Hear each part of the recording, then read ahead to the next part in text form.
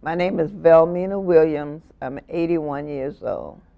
And I understand you were born in Deerfield Beach. Yes, ma'am. I was born here in Deerfield Beach. And when was that? I was born in October 6, 1934, in Deerfield. Tell me a little bit about those, as far back as you remember, what it was like in your toddler age or a little bit older than that. Well, I remember Deerfield being a nice, quiet place. I thought it was beautiful. We lived right across the railroad track. We had two set of tracks, and we had trains going, and we knew every train and every time a train was due. And it was nice. Had a lot of mango trees in our yard. Everybody was family. Did you go to the beach much?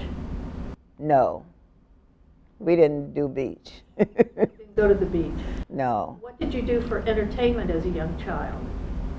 we played house. We played playhouse. Was there a big yard in the back? Was it open territory? What was it like in your neighborhood?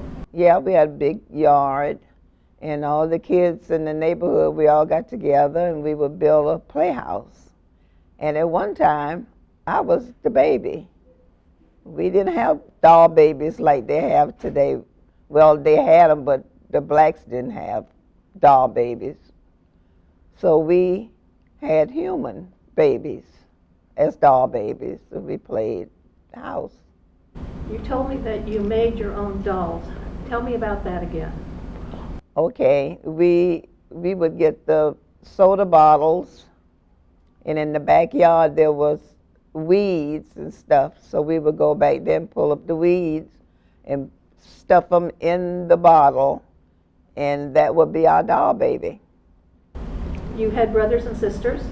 Yes, my mother had 10 children, 5 girls and 5 boys, and 8 was living. I have one brother deceased, but we had 2 babies that died at childbirth.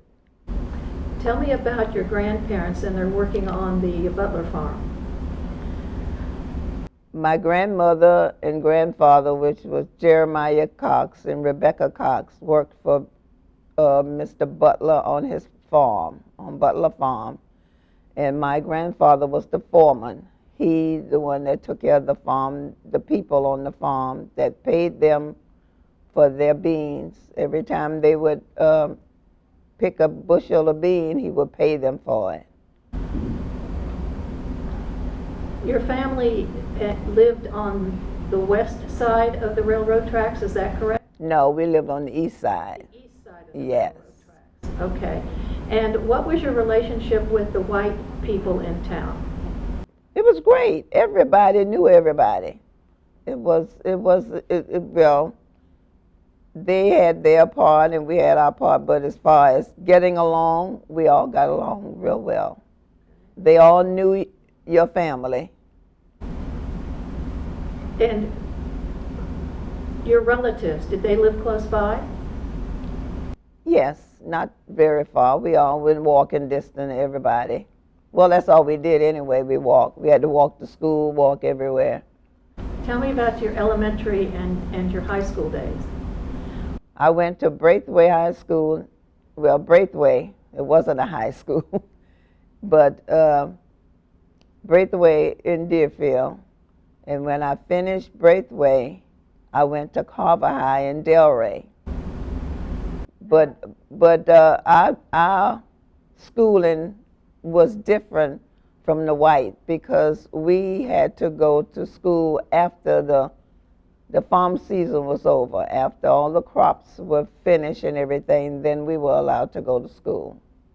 You told me about your books and your furniture being hand-me-downs in your school at Braithwaite. Tell me about that. Yes, we never had new books. We always had hand-me-down books. Our desks and everything were hand-me-down. We always got the ones everything that the kids tore up or whatever, we got them. We never got a really full book. because by the time we got them, they were torn and tattered. Where had they come From different schools. The superintendent would come and bring them from different schools and bring them to us. And that's what we used, the secondhand books. And when you went to high school, tell me about how you traveled there. Well, like I said, we had the train going to, and we would ride the train. We would catch the train every morning and go to Delray. And when school was out, we were allowed to ride on the school bus because they weren't allowed to come over the bridge to Deerfield. So they would drop us off by the bridge and we would walk across and come to Deerfield. That was quite a long walk, wasn't it? Well, we were used to walking, so it was fun to us. Did you all have any bicycles? I never had a bicycle when I was little coming up. We weren't able to buy bicycles.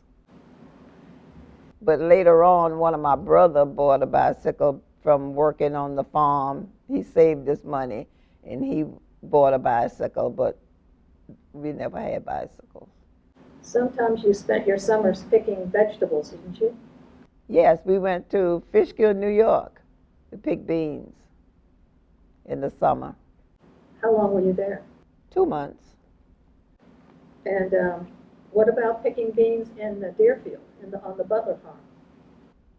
Well, we would get up and catch the truck, and they would take us out to the farm to pick beans.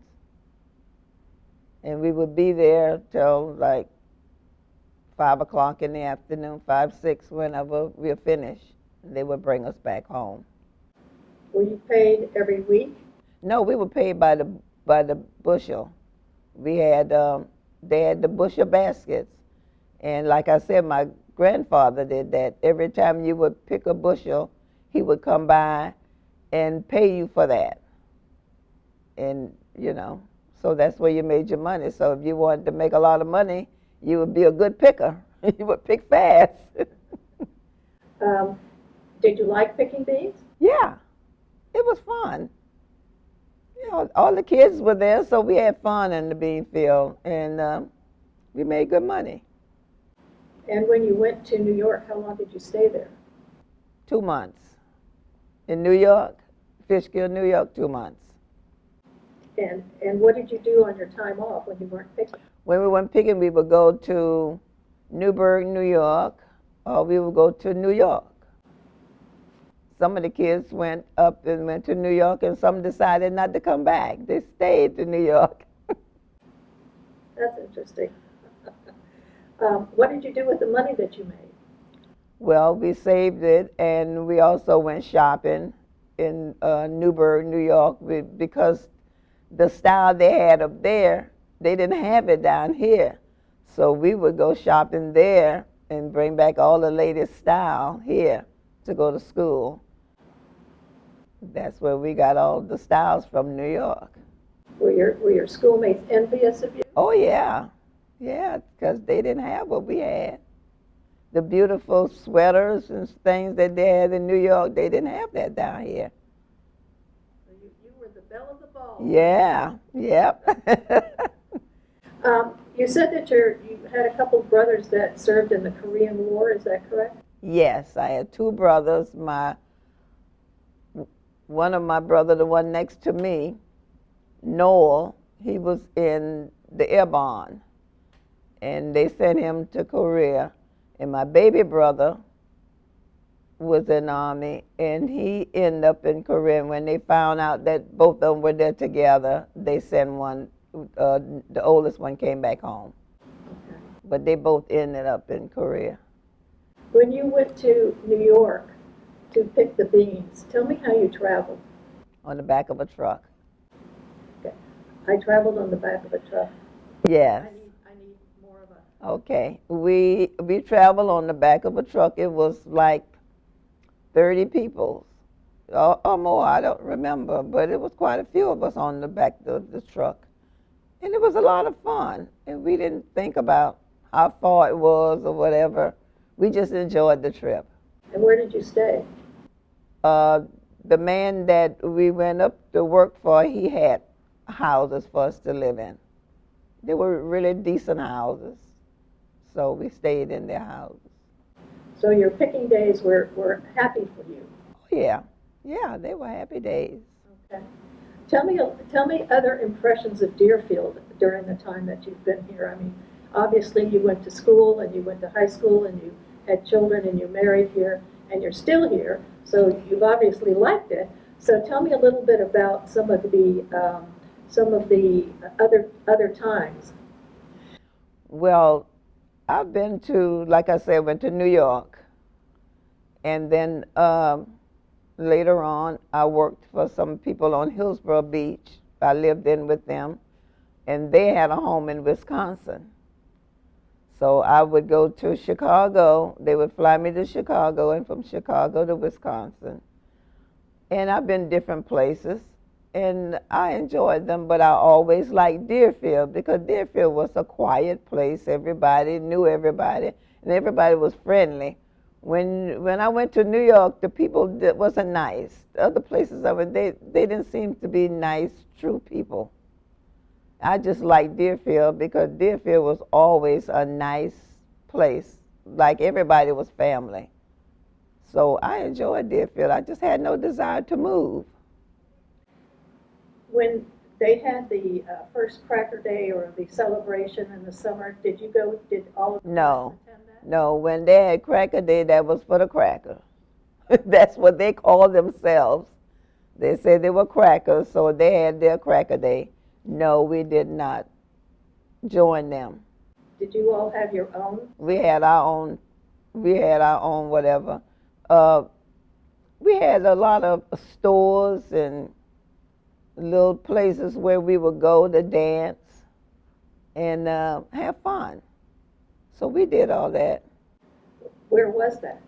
Right on Dixie. You wouldn't believe it today. But we had a lot of stores right down Dixie. We had grocery stores. We had the Diamond Club, which was a club that everybody went to, well, the older people went to and had fun. We had taxi stands. My father had his own business. He had a dry cleaners, and he did all the dry cleaners in Deerfield. He would go to everybody's house and pick up their dry cleaners and clean their clothes and deliver them back to their house. And they also had an army base in Boca Raton. And my dad did all the soldiers' uniform in Boca. And we had, like I say, grocery stores, gas stations. You wouldn't believe all those things was on Dixie. We had drug stores and everything.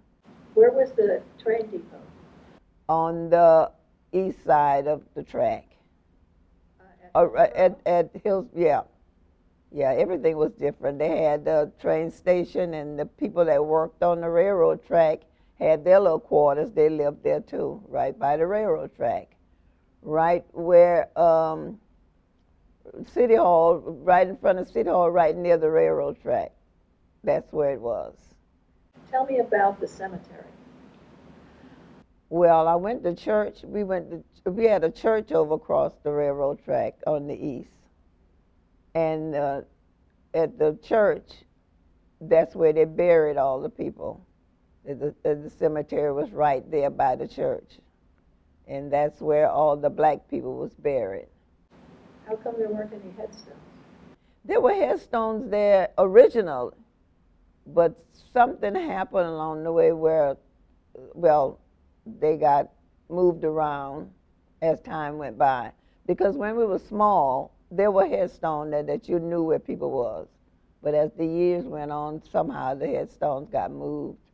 As a matter of fact, someone went through there with a tractor or something, and I was told that they pushed all the headstones aside or something. But there was a cemetery. I mean, not was, that is a cemetery. And you said you had your grandfathers buried there? My grandmother, my father's mother, was buried there. And I also, after I got to thinking about it, I have aunts and uncles were buried there too. Tell me a little bit about the evolution of what's happening with it today, how you were involved with getting the city to recognize it as a cemetery. Well, I don't know what happened before, but they were saying at the commission meeting that they dug and checked the ground and all that, and they couldn't find no one. So I told them, I know there was a cemetery. That is a cemetery. I wasn't telling you what I heard. I was telling you what I know, because my grandmother was buried there. The only person that I know that moved their relative from there was Mr. Ernest Price. He moved his wife and put her over in the other cemetery after they got that cemetery over there. But other than that, I don't know of them moving no one else. So they decided to start digging again. And when they dug, they started digging up skulls and rings and all different things. And I just told them, now you know the cemetery because you didn't believe that it was. Now you know you need to stop digging. Don't dig up all the people. Let them rest. And what's happening to it now? And so they decided to let it rest. So now I was told that the state has given them some money to make a memorial park. So I'm waiting to see what happened.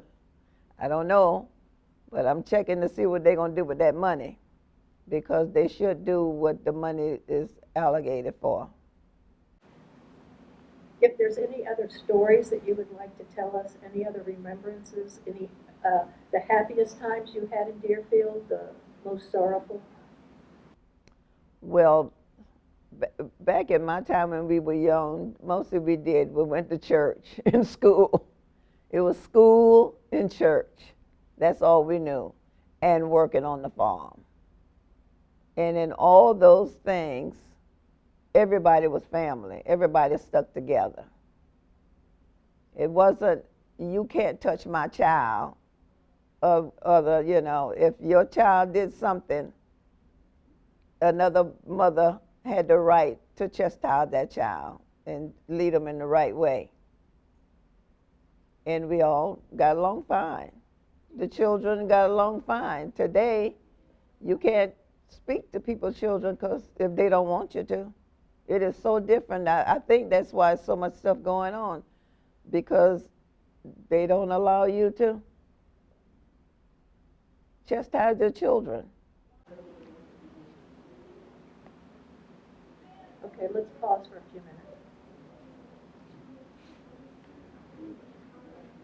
The bell's going to ring.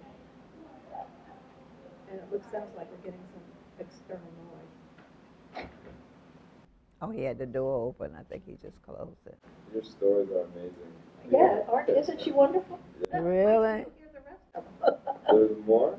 Oh, You really do. I'm jealous right now. Oh, come on.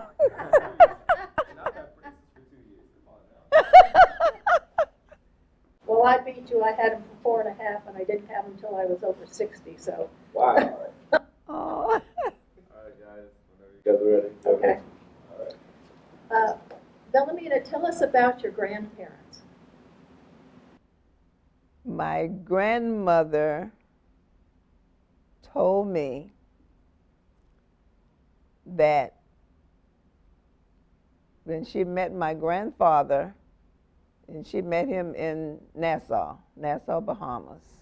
My grandmother was from Andrews Island. My grandfather is from Nassau. But my grandfather's father was stolen from Africa when he was a little child. His mother told him not to go out the fence, to stay in the yard, because as long as they're in the yard, they won't snatch the kids. So she went to work, and like a little bad boy, he went out the gate, and they stole him, and he never saw his parents again. How old was he? So, Do you remember? no, she didn't tell me how old he was, but he was just a child. And he was brought as a And he slave? was brought as a slave. And he ended up, I don't know where they took him at first, but he ended up in Nassau. And that's where my grandfather was born. My grandmother was born in Andrews Island, but she was a Seminole Indian. The Seminole Indians from back then, it was all Indians here. And they used to go back and forth to the islands over in the Bahamas and whatnot. But most of them were in Andrews Island. So that's where my grandmother was born. So she's a Seminole Indian, and my father is an African man.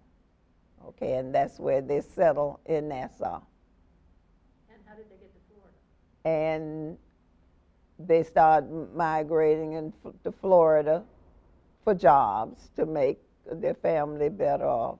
But my grandfather had several houses in Nassau. They had nice things over there, but they decided to come over here, and I don't know why. But my grandmother didn't tell me, so. Did she say when they settled in this area? What year they settled here? No. It was in the early 20s. They came in the early 20s because they were here all during all the hurricanes and with the 28th storm and all that you heard about. They were here through all that. Did they ever talk about the Prohibition era? No. Tell us about growing up through the 1960s and the revolution with not only the Cultural Revolution, but with integration at that time. With integration? Yeah, tell us a little bit about how it was here Okay. to live through that time. Well, the only difference in Deerfield was, okay, the white had, like in the school, they had all the best books and all that stuff. But we had great teachers. We had great black teachers, and they really taught us. They taught us everything. You know, like in Braithwaite, we had physical ed teachers, we had home economic teachers. The teachers taught us how to cook, how to sew. As a matter of fact, the first thing I ever made, I made a slip. And everything we made it by hand. We had sewing machines, but she taught us how to sew with our hands. And they taught us a whole lot. And as far as getting along, you know, everybody, the white people stayed on their side, we stayed on our side, but we got along. And also, you know, and they all the white people knew the black people. They knew their families. And I'll tell you what happened one time. The post office and also the bank. That was the only bank we had. So we would save our money at the post office, and we would go to buy stamps and mail and whatnot. One day, my mother sent one of my brothers to the post office to get stamped, and the lady didn't give him all his change back. And at the end of the day, when they count up their money or however they settle, she realized that she was over in money. And that lady came to my mom's house and brought that change to her. And that was something I never forgot. I always remember that lady. Because people don't do that. But at the end of the day, she came to my mom's house and told her that she owed her some money. And I thought that was amazing. How was the black community affected by Martin Luther King and his time? Well, by us not having telephones and stuff like that, and we did have a black and white television, and we would see some things, and we would, you know, on the radio or whatever, but we never was involved in it because it was there, Some people were able to go to some of the things that he had, but we never, we were never able to do it. We would just watch it and see what was going on, and we was behind him 100% of what he was doing, but we weren't involved in it. Are there any other stories you'd like to tell us about your growing up in Deerfield? Yes, I would like to say, like the children today, we didn't have telephones and all this stuff, and we often wondered how our parents would know what we were doing. Because we would okay, I told you they had a place called the Chicken Shack where all the kids would stop and dance and whatnot. No matter what we did, by the time we got home, our parents knew everything we did. And we wondered about that. But it was because we were like family. If your children did something, your mom knew about it because someone was going to tell her. And if you got a beating at school, or if another parent had to beat you, when you got home, you got another beating. Because your mom knew about it by the time you got home, and she would beat you again. And was that a spanking or? No, that wasn't no spanking. That was a beating. I mean, they didn't. they didn't, like people do now, how they beat the children down and whatnot. They either had a belt strap that they would beat them with, or either in the back of my house where we lived, we had palmetto bush. So they would get they would send you to get your palmetto bush for them to beat you, and you would get your own punishment. That's what. You didn't like that much, did you? No, well, I was good. Okay, is there anything else you'd like to tell us? Anything else? I probably missed some stuff, but I'm sure someone else will come along and pick up what I left. All righty, well, thank you very much.